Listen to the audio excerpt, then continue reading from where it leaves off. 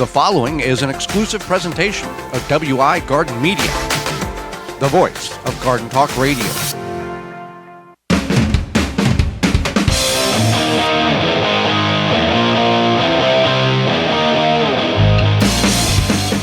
Coming up on the program today, we're going to discuss problems in your garden and how to deal with them, as well as building the soil you've always wanted with what you have. Our guest is author Lee Miller with us, and we'll answer your garden questions. The hour's full, so join us.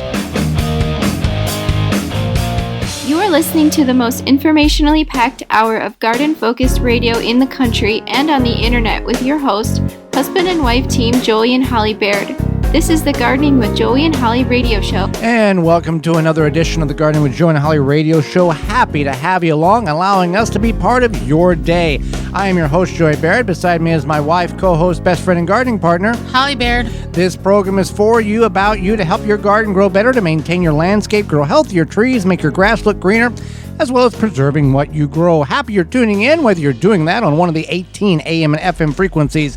Broadcasting our program here in 2024, Season 8 of the program, podcast replay and in-studio video replay, podcast through our parent website, thewisconsinvegetablegardener.com, or somewhere in between. Hey, thank you for coming along. If you got a question, or you just let us know where you're listening from, you can do that as well in two different avenues. GardenTalkRadio@gmail.com, the email address here.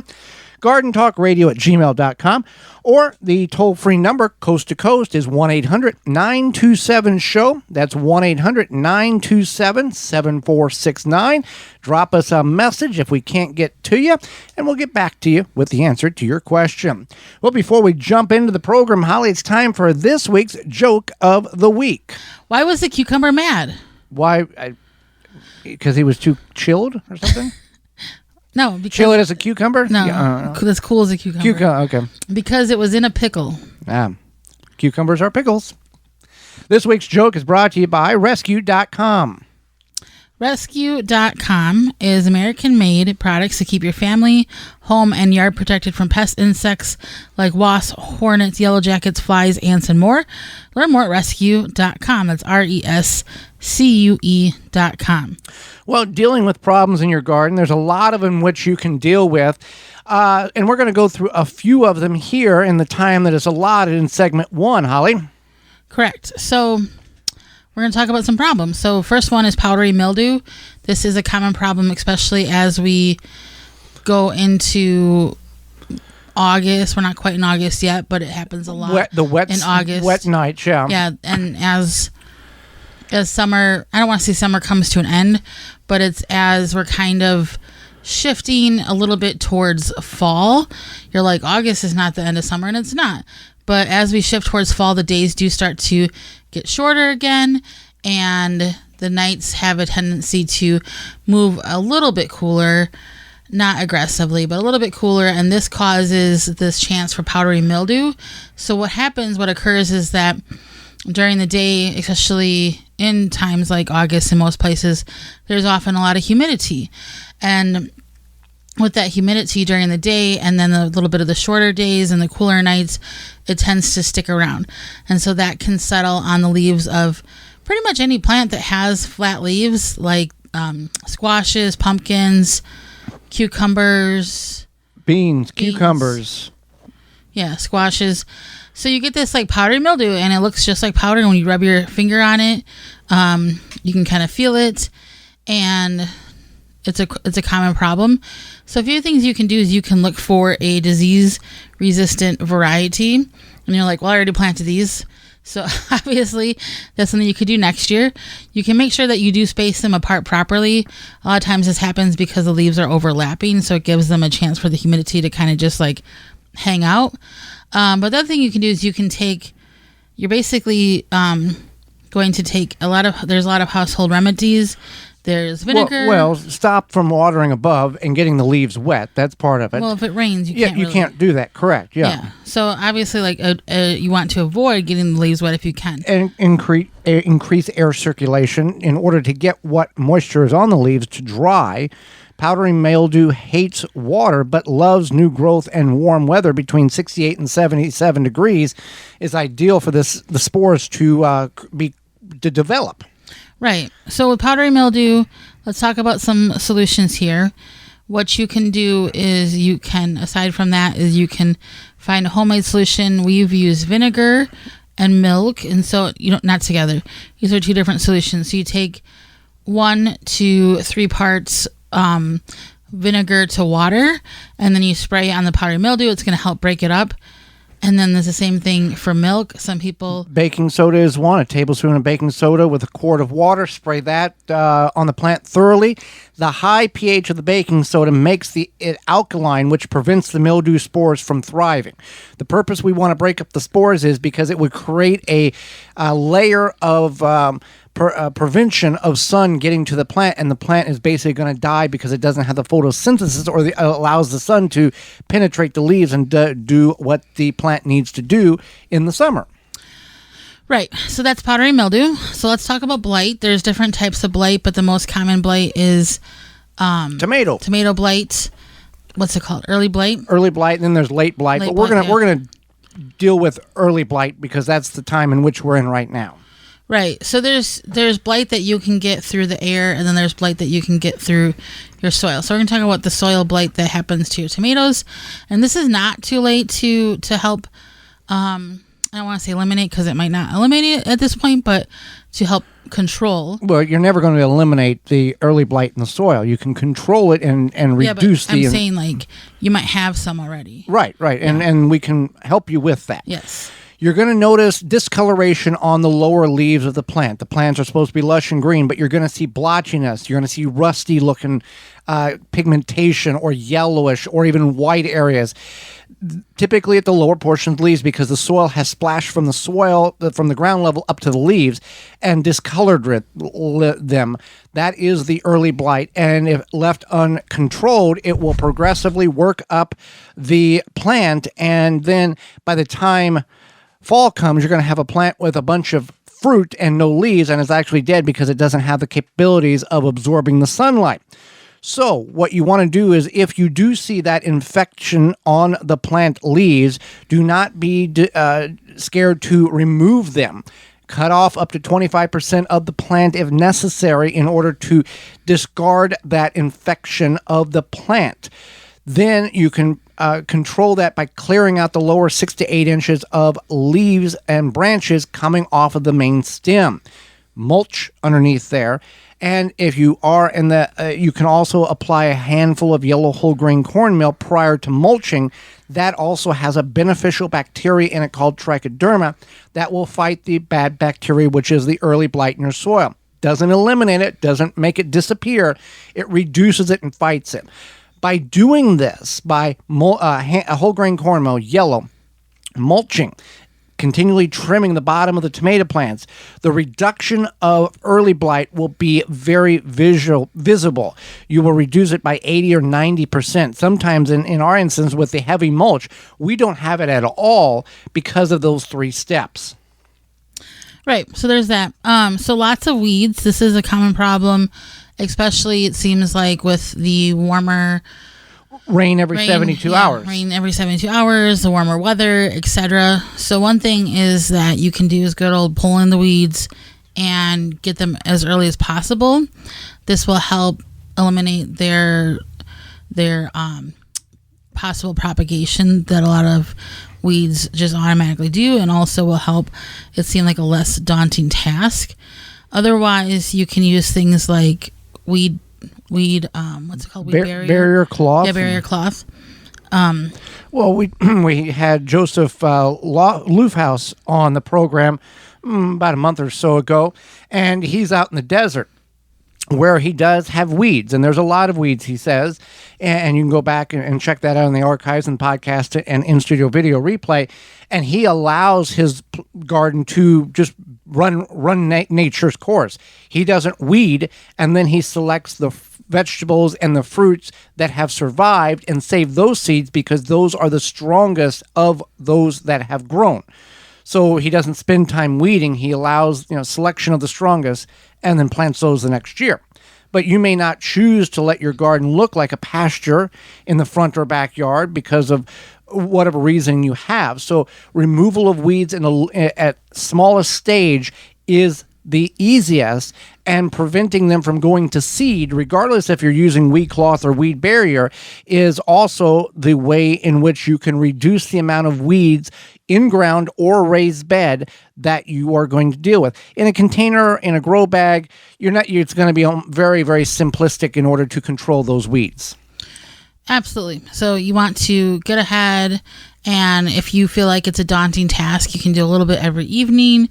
You can, get your kids involved, grandkids, whatever.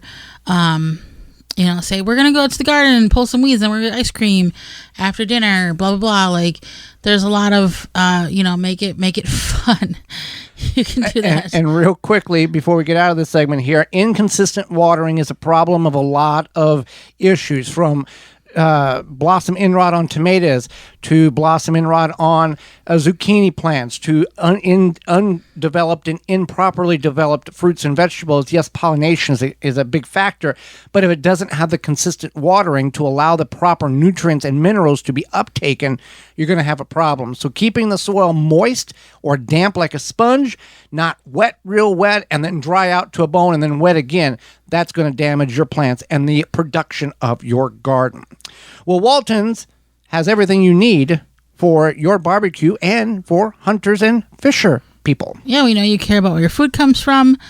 You got to think about, the meat aside from the fruits and vegetables. At Walton's, you can get all the equipment, seasoning, and supplies to make sausage, jerky, and any other meat product your way to your high standards. Do you want to make snack sticks that people will actually like? Walton's does have a informational site called meatgistics.com with a community of almost 15,000 users who help give their opinion and guidance on meat processing issues. You can also go to waltonsinc.com. They have everything you need. They have all sorts of meat grinders, mixers, sausage stuffers. They have seasonings, spices, spice mixes, all the good stuff there at waltonsinc.com. Walton's everything but the meat. You can use code GROW50, GROW50 to save 10% off your orders of $50 or more. When we return, building the soil you've always wanted with what you've already got. You're tuned in to the Gardening with Joey and Holly radio show. Have a garden question? Give Joey and Holly a call now or anytime 24/7. Just dial 1-800-927-SHOW. If you can't get through, leave a message and they will call you back. Call now, 1-800-927-SHOW. Make hand watering easy and enjoyable with HoseLink retractable hose reels. No more tripping over hoses, kinks, tangles, and avoiding rolling the hose up. With an automatic retractable HoseLink saves you time and effort manually coiling up your hose, leaving your focus on the things that will bring you joy in your garden. Available in multiple colors and lengths, you'll be sure to find the retractable hose that works for you. To find out more and to buy online via hoselink.com, use coupon code radio10 for $10 discount. Mantis tillers, the premium long-lasting gas-powered tillers, are the perfect solution for any garden. This Mantis machine is available with 2 or 4 cycle engines with a 19-inch or 16-inch tilling width. Your DIY companion in your garden and your lawn converts easily for edging, aerating, and more with optional attachments. Find details at mantis.com. Dig planting holes from a comfortable standing position. Step, twist, pull, and plant. Visit ProPlugger.com. If you could double the life of your raised bed boxes by sealing the wood with a clear, non-toxic wood preservative, would you? Well, now you can with a clear, penetrating product called Internal Wood Stabilizer. It's 100% non-toxic and easy to apply. Seal your untreated wood surfaces, even chicken coops, by spraying on Internal Wood Stabilizer. It's invisible, seals the wood from the inside out, and never wears off. Recommended by organic gardening experts. Internal Wood Stabilizer. Check it out at timberprocoatingsusa.com. Are you ready to take control of your home's comfort? With Mr. Cool DIY Direct, empower yourself with our top-notch do-it-yourself cooling and heating solution. Introducing the Mr. Cool 4th Generation Mini Split, the DIY-friendly way to keep your home perfectly comfortable all year round. Our systems come with everything you need for installation, including our patented pre-charge line sets, eliminating the need for expensive professional help. Visit MrCoolDIYDirect.com to learn more and to take the first step towards a cooler, more comfortable home. Don't forget, use promo code GARDEN for a special discount and free nationwide shipping. Mr. Cool DIY Direct. Cool your house, heat your space, all by yourself. Pomona's Universal Pectin is a high-quality pectin that gels reliably with low amounts of any sweetener. If you're trying to reduce the amount of sugar in your diet, you'll love Pomona's Universal Pectin. Now you can make healthy homemade jams and jellies sweetened to your taste. You can use sugar or honey to sweeten. Pomona's Universal Pectin keeps indefinitely when stored in an airtight container. Easy to use, versatile, and comes with directions and recipes in every box. Find out more and where to buy at PomonaPectin.com. Also available at natural food stores and online. Rootmaker starts your plants off right and keeps them going through harvest. From their seed starting trays with an innovative design that air prunes the roots to their large variety of grow bags, 1 to 60 gallons. Their products will provide you the harvest you've never seen before. Visit rootmaker.com. Use coupon code ROOT24 to save 15% off your order at rootmaker.com. That coupon code is ROOT24 to save 15% off your order at rootmaker.com. Welcome back to the Garden with Joy and Holly radio show. We're going to talk about how you can build your soil with what you already have. But first, a word from our good friends at Honey Bee Healthy. Since 2000, Honey Bee Healthy Inc. has helped beekeepers maintain healthy and thriving hives, attracting pollinators to your garden. This year is as simple as hanging a hummingbird feeder with a mixture of sugar water and Honey Bee Healthy Original. Don't be alarmed to see birds, bees, and butterflies dining together at the feeder. Pollinators coexist peacefully. Honey Bee Healthy is offering 10% discount on an 8-ounce bottle of Honey Bee Healthy Original to the show's listeners. Enter discount code BEEGARDEN, that's BEE Garden, BEE Garden at checkout. For more information, mixing instructions, and a purchase, visit honeybeehealthy.com.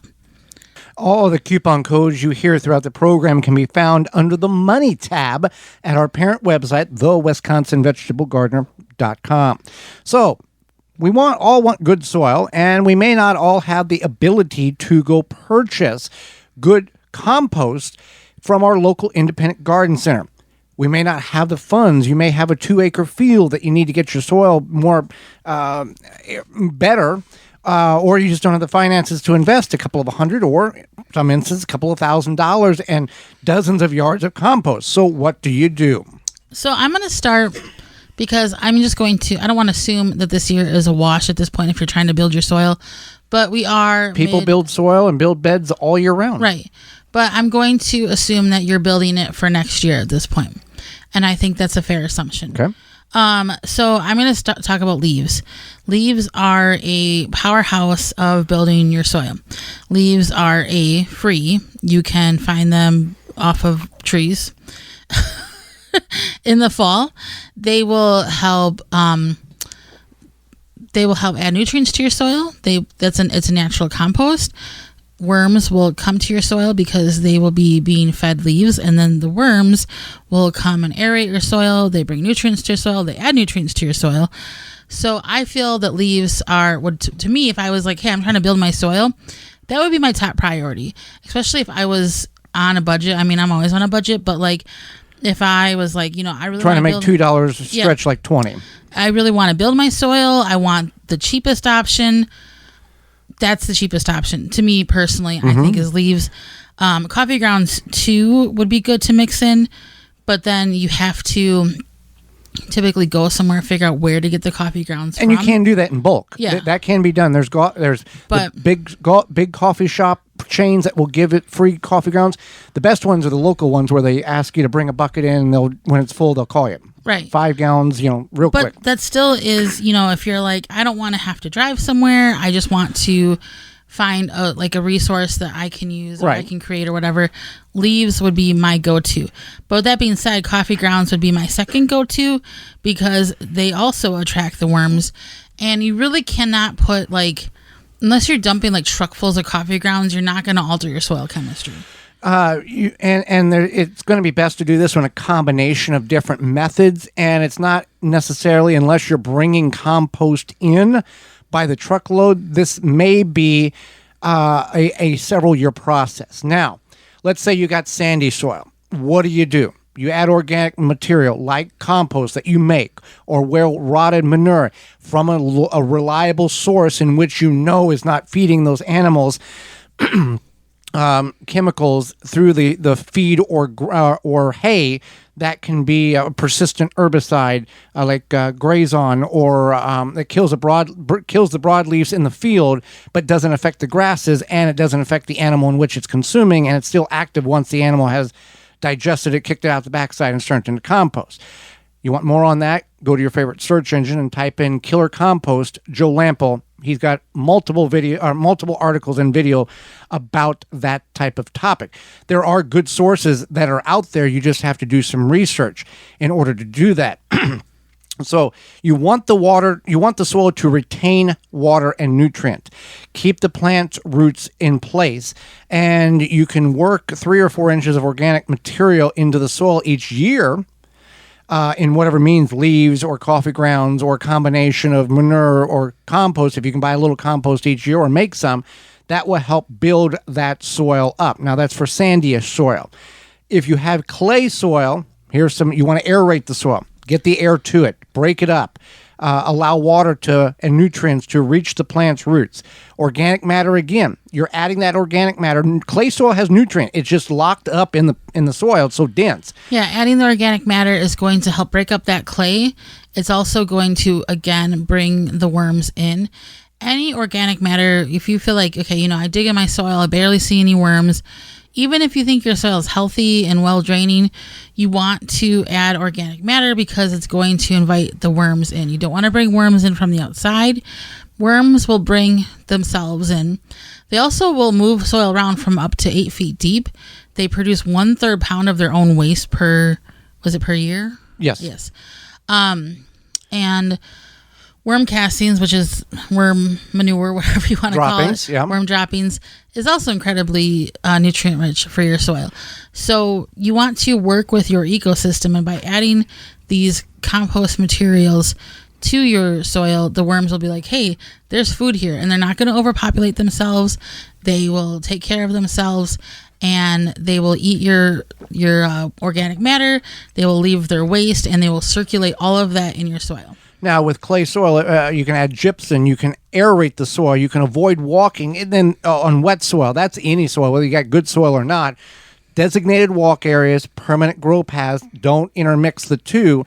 Compaction can be detrimental to plants and the health of your soil if you continue to walk in the areas in which you're trying to grow. You're trying to grow a tomato plant or a pepper, or you're going to try to grow root crops, and you're compressing that soil down.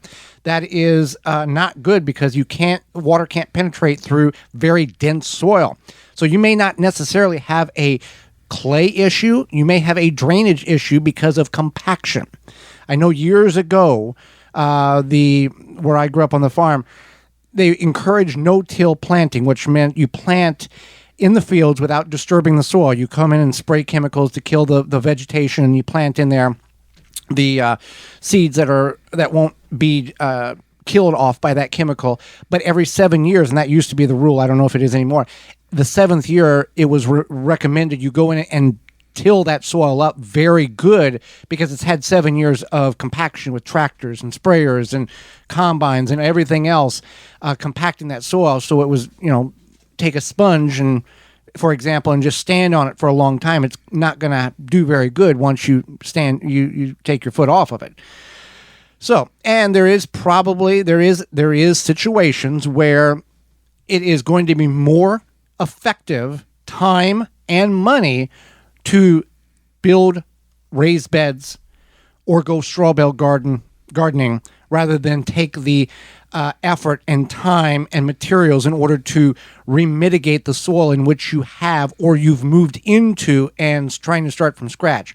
The best scenario, the best situation, the best advice is go to soilsavvy.com and get a soil test to find out what you're dealing with, and then you can make the educational decision of, should I move forward and try to fix this soil issue, or is it better to put something down and then grow something as in a raised bed or container or straw bale garden? Correct. And this will give you the answers. And then I just want to mention with, your building your soil and creating the soil you have always wanted. This, like people commonly think of this in their in-ground garden, but this could become a thing also in your raised bed. Maybe you, like Joey and I had built raised beds in 2020. We brought in compost from a local source. Blue Ribbon Organics. But over time, that does lose nutrients as well. And we would want to, at some point, either get a soil test or add things, whatever we need to do. So don't neglect, if you have raised beds, don't neglect that you might need some sort of soil care. So yes, the soil does deplete in nutrient, but by adding leaves each year, by encouraging the worms to come in this situation, the raised beds, you're letting nature giving nature the opportunity to kind of revitalize the soil. Yes, you're going to have to add some fertilizer or top dressing it with new compost. But if you do the balance right and you don't suck everything out of the soil and don't put anything back in, when you suck everything out and you don't put anything back in, then you've got a very large deficit in which you have to cross in order to get back to the point where things used to be. If you keep working the soil and feeding the soil each year organically, even through organic fertilizer to mitigate some of the deficiencies or keeping it from sucking everything out of the soil, that is also a benefit. Also rotating the crops. Peppers in one bed this year, tomatoes in a different bed. One for disease control, but two, so you're not growing tomatoes in the same bed for 37 years. Can you do that? Absolutely. If you are reintroducing nutrient by compost or rotted safe manure or leaves or a combination of multiple things in that bed over and over again. But when you do that, the resistance you can cause problems for that plant if you continue to grow in the same area over and over again. One thing I wanted to mention is you want to make sure that you do know where you're getting your compost or your manure, whatever it may be. Killer compost, yes. I covered that. Right. But I'm also talking about like organic compost, yes, because sometimes it might be a situation where free isn't good. Like, especially if there's a city or municipality where they're like, come get the free compost that third Saturday every month, all you can take. So that's questionable. Also, Joey and I ran into a situation where we had a sponsor who gave us soil, and there was something that happened prior to the radio show. Yeah, something that happened along the line where there was a bad batch. The bad batch, the formulation was bad. They still hadn't got it figured out, but they were keep making the batches because people was buying the product. Right. So if this were to happen and their salesperson, you had to tell them how it actually works. Right. So you might want to make sure, like, if you purchased a whole truckload or whatever of compost, find out if there's some sort of before you buy it, preferably. Yeah, like, hey, if this is a bad batch, I've heard about bad batches. Killer compost. Yeah, or killer compost or whatever. What's your source? What's your source? Yeah. What if it's a good dealer, if it's a good manufacturer, they're going to have no issue telling you, here's how it is made, here's the source, here's the material. When they go, well, it's good, trust us, back away, go somewhere else. Absolutely. And you can find a lot of, typically if you're near a larger city, you do have options. So just keep that in mind.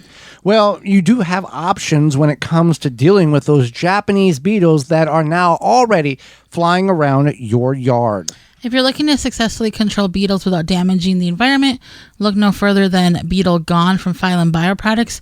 Derived from a naturally occurring soil bacteria, Beetle Gone is the only organic solution that successfully controls beetle invaders. Just mix the powder with water and spray it on your plants.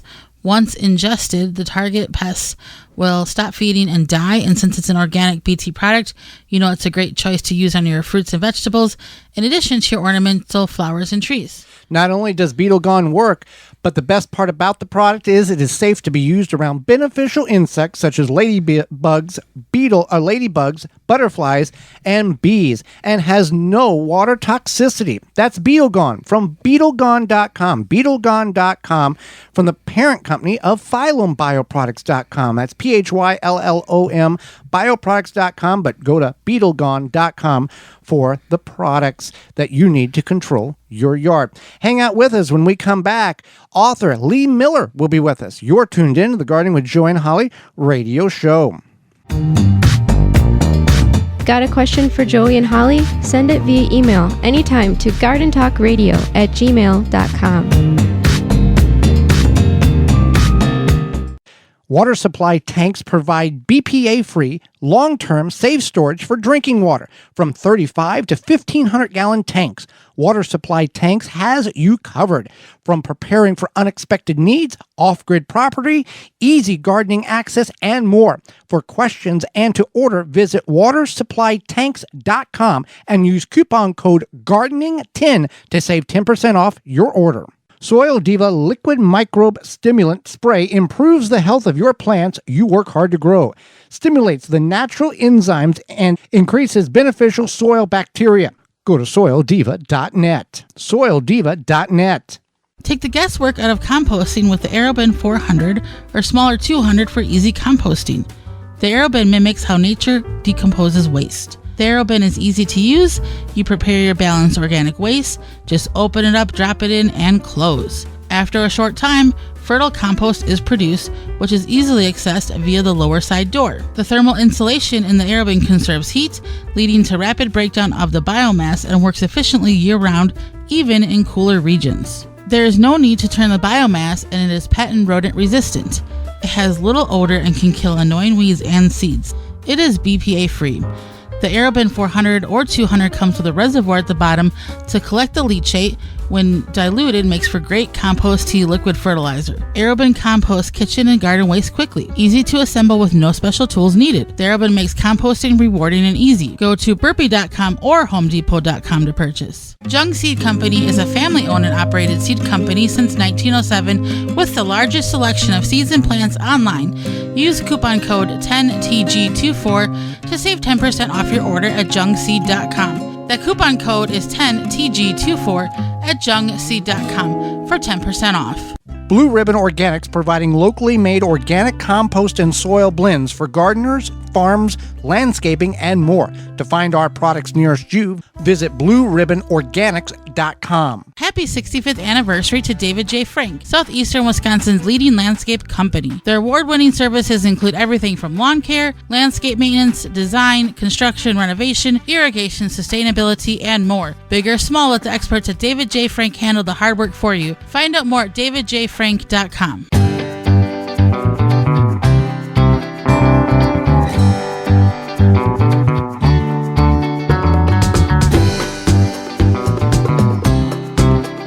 Welcome back to the Gardening with Joy and Holly radio show. Happy you've chosen us to be part of your day. Holly, let's go to the hotline and bring in our guest for this week. Lee Miller is a landscape garden designer, consultant, garden coach, speaker, and award-winning garden blog author from the South Shore of Long Island, who has been involved in the horticulture industry for over 26 years. She is also the author of 5 publications. Welcome to the program, Lee. Oh, thank you for having me. Well, happy that you've taken time out of your day not only to educate Holly and myself, but all of our listeners. And I'll start with this. You grew up gardening. How did you get into landscaping? What was the transition? Where was that moment of, I like doing this, but the landscaping is even more fun? Well, it's an interesting story. I feel my getting into landscape design is part life's path and part in my genes, and there's a story to tell. When I was growing up, I lived next to a neighbor that had 5 children all around the same age, and every day I would go across the street and go to her garden, Mrs. O, I call her, and she would show me her garden and take me along and identify all the plants and explain to me what they do and everything. So I took an interest. I went home and I said to my mom, I need to have some seeds and some pots. So she went and she got me some seeds, and I grew them and I nurtured them like they were my own child. And then at the age of 7, I planted my first tree with my dad. So as time went on, I went on to education. I always had an interest in science, but I took the education path. And the thing is about the genes, my mom always had an eye for being able to look at a blank space, and she could picture a vision in her mind, which is the same thing that I can do. Her brother, my uncle, was a landscape architect, and I found out that my great-grandfather was a prize-winning rosarian at Beechwood Mansion in Rhode Island back in the 1800s. So as I got older, the gardening, the path in life, I want to call it, and the genetics, it just grew. No pun intended. It just grew inside me, and I got more and more involved in gardening, and I went and I continued. While I was teaching, I went further with my education. I took some horticultural classes, and as time went on, I started designing my own landscape, and it grew and it grew and it grew. And friends and family, they saw some kind of potential in me, and they said, there's something going on here. You have an eye for gardens. Come over to my house. I'll give you dinner and design my garden. Mm-hmm. So I did. And with their encouragement, pushing me and motivating me to design for others, once again, I continued. I took more courses. I got a business license, and here I am today. So you would say partially a life path and partially genetics. So if it wasn't for your friends kind of pushing you, do you believe you would have made the leap on your own, or was that the motivation you needed? That was the motivation, because I was unsure of myself going into business. It was a big step. And I have a couple of friends to thank for that. I say, you're the ones that got me into this. And I absolutely love what I do, and I thank them for that, for pushing me to go ahead and do it. That's fantastic. So what tips do you have for someone who, maybe like Joy and I, who grow vegetables and flowers, but want to possibly hire a landscape designer, but then also do some ourselves? What are some tips for somebody like that, where we're kind of DIY, but also might need professional help? Sure. Well, my best advice would be do your homework. Know the plants, know the lighting and moisture requirements for the plants you're choosing, and also their mature size. As a designer, I run into all the time somebody telling me, I bought this little dwarf bush, and now it's overtaking my house. So you really have to do your research, because a lot of dwarf evergreens, they claim that they're dwarf, but all it means that it's a smaller cultivar of the parent plant. So I would say that do your homework. A couple of tips: when I'm designing, I always give enough space for the plants. So know the mature size of the plants, because way too often you see things all crowded in. Start with a backdrop of evergreens for all season interest. I'm going to say use curvy linear beds. It's always nice to have smooth curves. Have focal points on each end of the bed. Have a flowering tree or an evergreen, and then mix in layers of flowering shrubs and then maybe perennials in front of that. It's all about continuing a theme. Repeat the same plants throughout the garden. Group in odd numbers. That's one of the main principles in design. It's more natural looking. It gives more of a flow to the garden, and have those layers. Create a layers so you have. My big thing is interest every single month of the year, and yes, you can have interest 12 months of the year. Another important point, which I tell clients all the time: you go to a store and you buy something, and lots of times people will ask, "Can I put such and such in my garden?" And I'll say to them, that's not the right zone, because they might even be selling it. Always choose plants that are hardy to at least 1 to 2 zones colder than yours.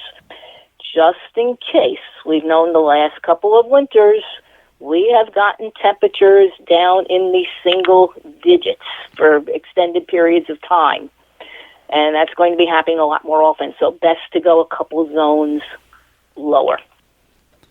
Well, and in the vegetable world, we see that, there's space between the two plants. I want to put something else. But again, you've got to picture that final in August or September, what that tomato plant looks like, because you can't just shove another pepper plant in between. You got to have that spacing to allow for that growth. And the same with the trees and the shrubs and the flowers that you're speaking about. Yes, exactly. And there's so many people that just cram it all together, and then the next thing they're doing is pulling it out, or the plant's not going to survive because they're going to compete with one another.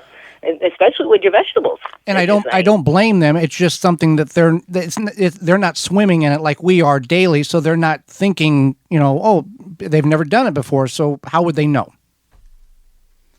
Right. Well, it's a matter of, once again, doing the homework. Right. When you buy the plant, if it says that it's going to mature to 2 to 4 feet round, give it that space. And we would recommend... You might have some mulch in between. That's okay. If you want a tighter look, if you're doing a privacy screening, sure, space them closer together, but always allow sufficient spacing. And consult with a landscaper like you, and we encourage people to go to their local independent garden center where they have people who know what they're talking about. Correct. And you can do it, and there's a lot of people that like to do it themselves, and that's great. That is terrific. There's so much satisfaction to it. Just tread lightly. Right. Do it carefully. And then when they lay out the beds, also is another tip. Take a hose or spray paint or flags and lay your bed out. Lay all your plants out before you plant. That way you can see how much space there is in between. Those are some great tips. So your most recent book, Shade Gardening for the Northeast and Mid-Atlantic, A Guide to Planting the Ultimate Shade Garden. Tell us more about your book. If our listeners pick up a copy, what can they expect, and just maybe something to pique their interest? Oh, okay.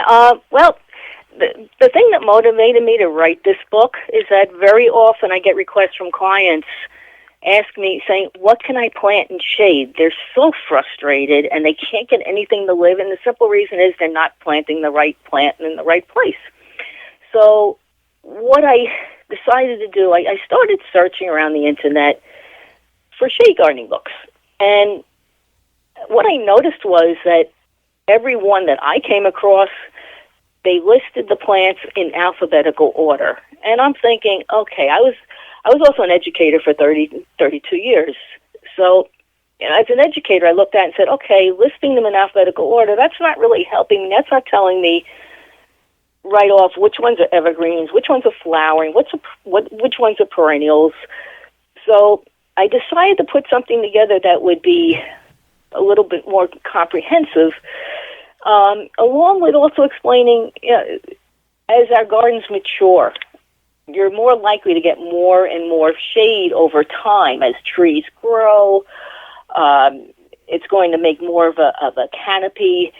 So what I had done was I went through all the different plants I've been using for the last 30-something odd years on my designs, and I organized it into a friendly reference that would go according to plant type, as I had mentioned. And it just made it so much more comprehensive. And then I would also say what the plant requires, how to take care of the plant. I did a section on diseases because that's big. When you're planting something, you need to know if there's a certain disease that it's prone to, how to treat it, and pretty much it's all about being proactive. If you have all that information in a reference, you could take that reference and say, okay, these are my evergreens, these are my flowering shrubs, these are my perennials, this is how I plant it, this is how I take care of it, et cetera, et cetera.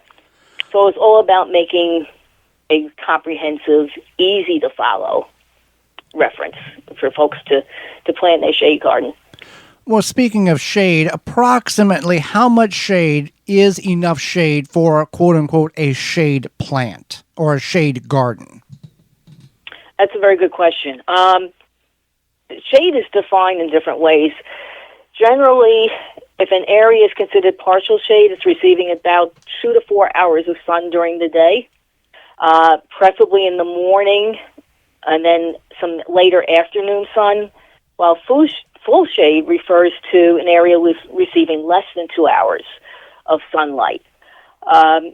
Areas where I've done plenty of gardens like this, where someone has a lot of trees in the backyard, and it's kind of a dapple shade throughout the entire day. You have a little bit of sunlight, you have a little bit of shade. That is the perfect scenario for planting a lovely shade garden. Well, that's very, very helpful to know. So, speaking of more shade, what are some of your most, foolproof shade garden plants, especially perennials, and what are ones that newbies should possibly avoid? Oh, there's so many. Some of the easiest ones, I would say, everybody knows hostas. Some people love hostas, some people hate hostas. And if you have deer, don't plant them. But hostas are very easy to take care of. Ferns, the Japanese forest grass, Halconia grass, is very nice. Variegated liriope. There's different types of liriope that's variegated in this green. I love the variegated.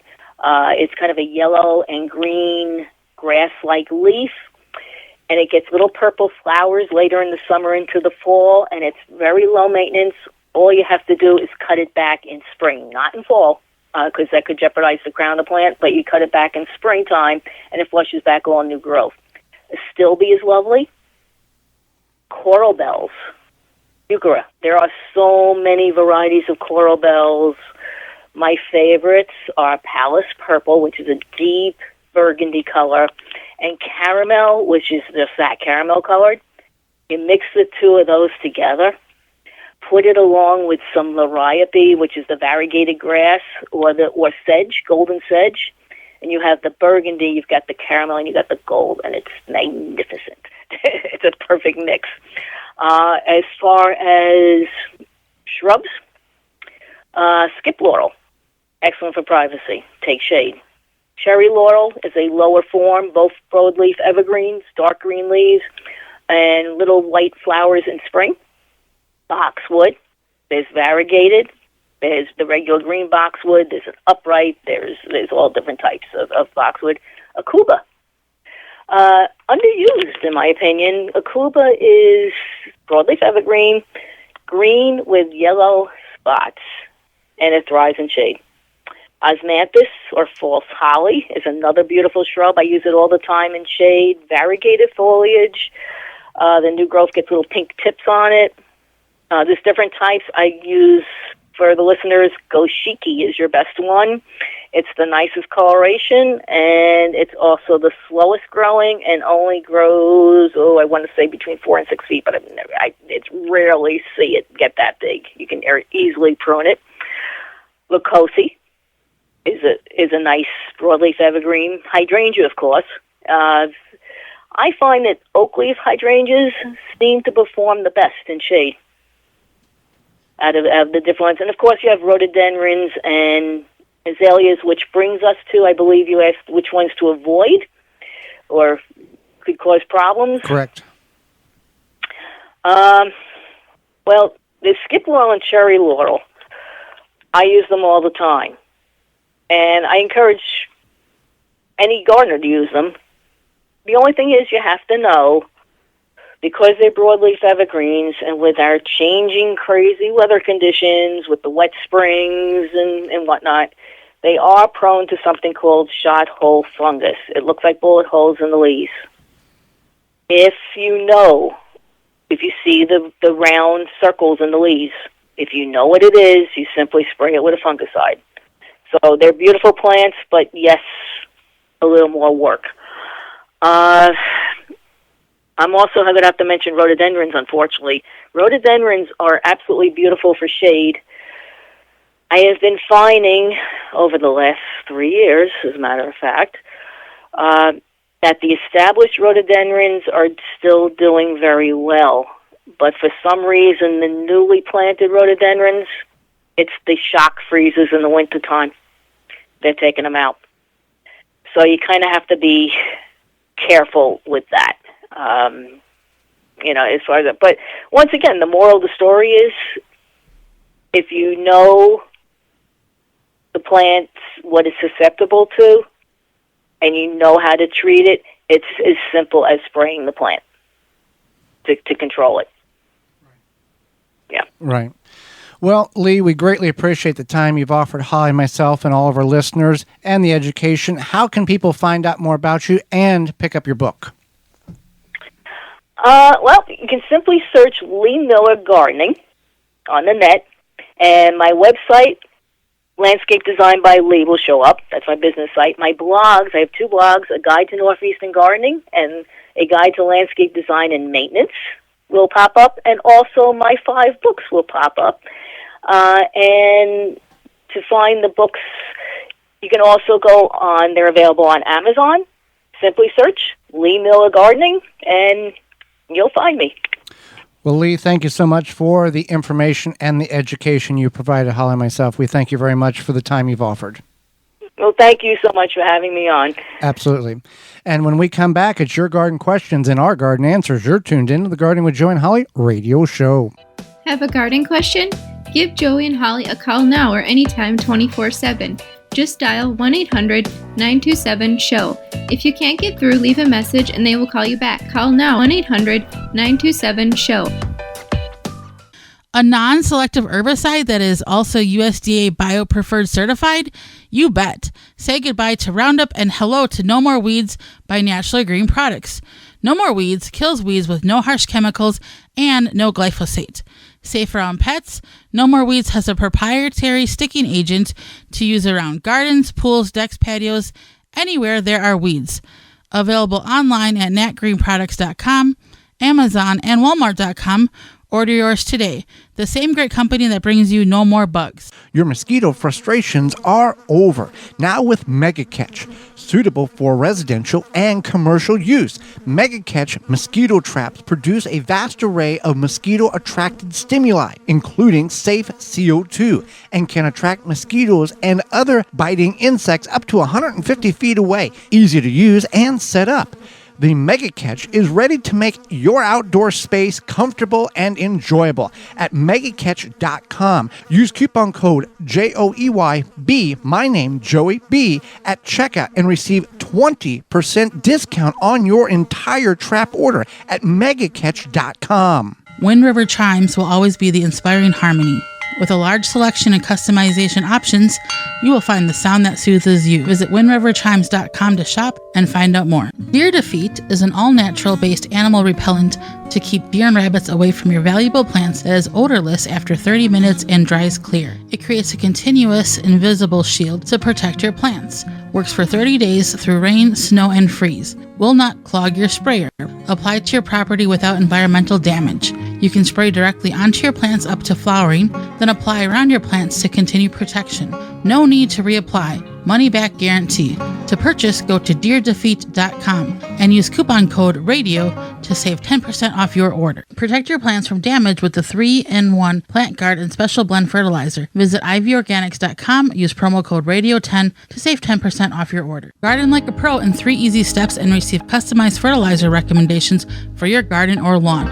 Soil Savvy helps you determine what nutrients your plants need to thrive. Never again over-apply nutrients they don't need. A patented process that makes you a smart gardener. To get your soil test kit, go to mysoilsavvy.com. Have insects such as aphids or fungal gnats invaded your plants? Fight back with Summit Year-Round Spray Oil and Summit Mosquito Bits. Organic Summit Year-Round Spray Oil kills insect pests on indoor and outdoor plants. All natural mosquito bits kill fungal gnats larvae in container plants. Both products are harmless to people, plants, and wildlife. Summit Year-Round Spray Oil and Summit Mosquito Bit are available at garden centers, hardware stores, and at summitresponsiblesolutions.com. Welcome back to the Gardening with Joey and Holly radio show. Thank you so much for being with us. It's time for your garden questions and our garden answers. If you've got a question, send it on over to gardentalkradio@gmail.com. That's gardentalkradio@gmail.com. Or you can give us a call, toll free, coast to coast at 1-800-927-SHOW. That's 1-800-927-7469. Again, gardentalkradio@gmail.com or toll free at 1-800-927-SHOW. Had questions? We'll see what we can get through to the top of the hour, Holly. I planted my Brussels sprouts earlier this summer. Should I have waited? They seem to be growing slowly. This is my second time planting Brussels sprouts. I'm not sure. The last time, I think I harvested them too early. Yeah, they're a long-growing, long-season plant that's going to take about 120 days to reach maturity. So patience is important here.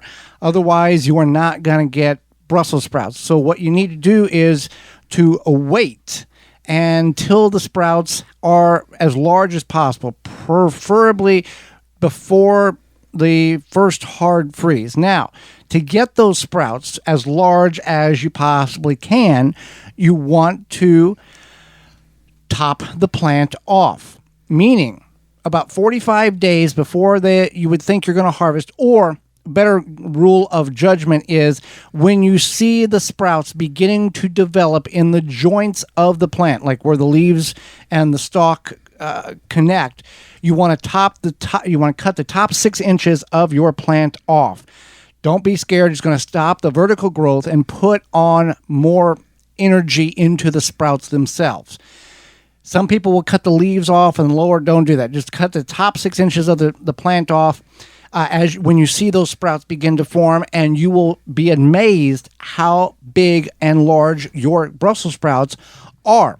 And do not worry about, if you've had store-bought Brussels sprouts, yeah, they're horrible. But if you have not had homegrown Brussels sprouts, they are a delight that you have never experienced before. They are delicious. And a lot of times when you have store-bought, or maybe when you were a kid, you had them cooked for you and they were mushy and possibly like overcooked or overboiled.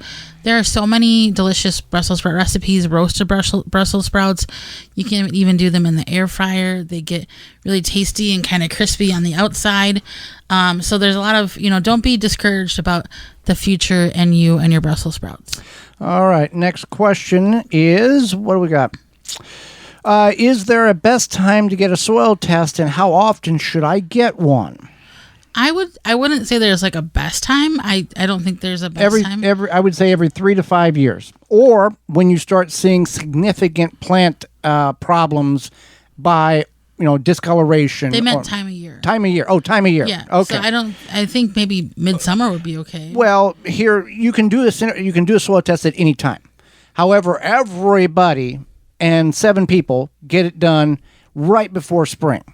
So your best time in which, and they process, if we're speaking about soilsavvy.com, gives you 16 points of analyzation and tells you what you need and don't need and how recommendations to get your soil where you want it to. The best time is to do it in the fall, because nobody's thinking about soil tests in the fall. Everybody's shutting down. We're done for the year. And everybody comes, March, April, got to get a soil test, and they're flooded and things are backed up. So get it in the fall, and you follow the recommendations. Just don't, if it says so many samples and so many things, don't give them more, don't give them less. Do exactly what the test says, the instructions, so you get the proper information and you know exactly what you need to do in order to not waste time or money getting your soil healthy for the plants you're wanting to grow. Absolutely. So I do have, let's see. Is it worth investing in the expensive garden tools versus the cheap ones?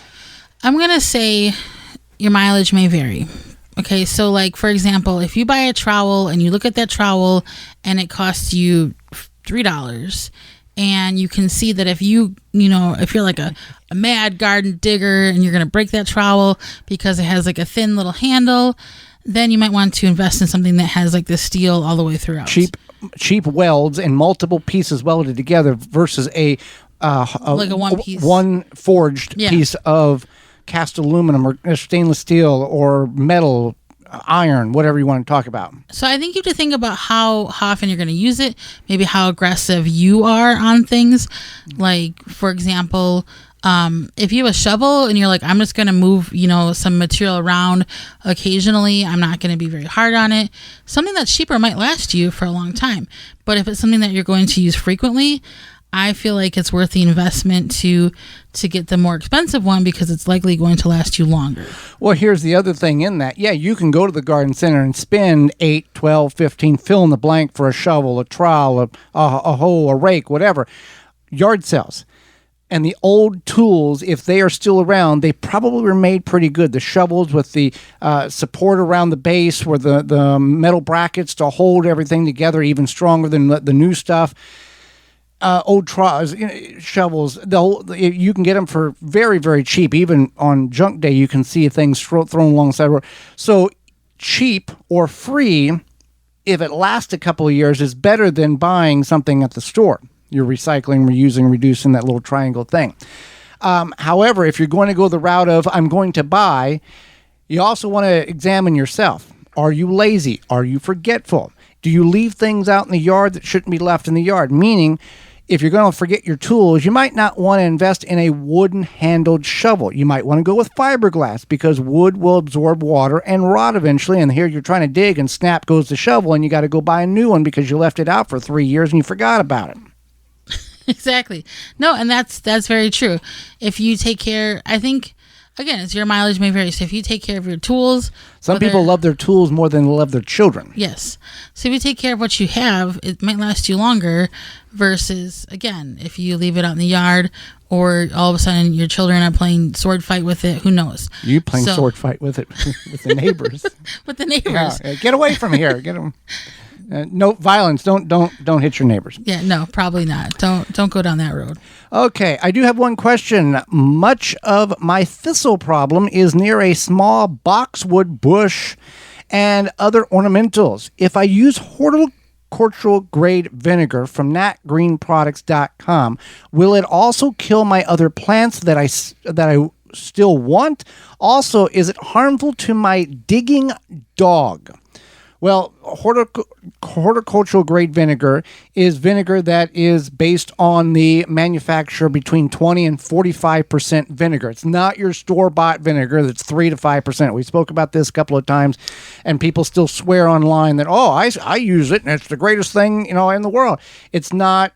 I don't know what they're using, and the weeds are just laughing. So, you want to add, when you use... I just want to, unless there's pictures... or video. Yeah, I wouldn't trust some clown who's like, I use it all the time. It's like these memes with no documentation, no sources. They just make... Anyway, the horticultural grade vinegar, it is a non-selective spray, which means it will burn anything that you spray it on. Higher the percentile of vinegar percentage, the more damage, the quicker it will do. It's not a glyphosate. It's not going to go in the leaves to the roots and the plant's dead. You may have to apply a couple of times in order to what they call burn the plant or kill the plant that way. It's only going to kill what you spray on it. And it's a vinegar, so it's not going to toxify. I mean, we're not putting gallons of vinegar in and around the grasses, around the tree, where the dog is going to dig up and get poisoned because of it. You're going to be totally fine. Follow the recommended rates on the bottle. That's why they're there. And you're not going to, once it dries, it's not going to affect your animal, your pet at all. So, with that being said, we are out of time, and we thank you for yours. We've come to the portion of the program where we talk about what we've learned today. So, I know I've learned this a number of times, but I just always like when we talk about killer compost, because I think it reminds people, A, to know where their compost is coming from, and B, unfortunately, we're at the point in life where you can't just be like, oh, this came from my neighbor, and I can just dump it all over my garden. I don't know if we was ever at that point. We were many generations were naive, but also the toxicity has increased from generation to generation. But I'm just saying that it's like a good and bad, pro and con. I learned our guest Lee Miller. She was a gardener, and then it was her friends that really pushed her into the role of what she does now in landscaping. So sometimes we need to listen to our friends. Sometimes we need to listen to our friends cautiously, and sometimes we need to tell our friends to go shove it. And make a wise decision on your own. Life lessons. Life lessons. What we've learned today is brought to you by Honeybee Healthy. Whether you're a gardener, a bee hobbyist, or a professional beekeeper, Honeybee Healthy Inc. has the products to help you maintain a healthy and thriving hive garden.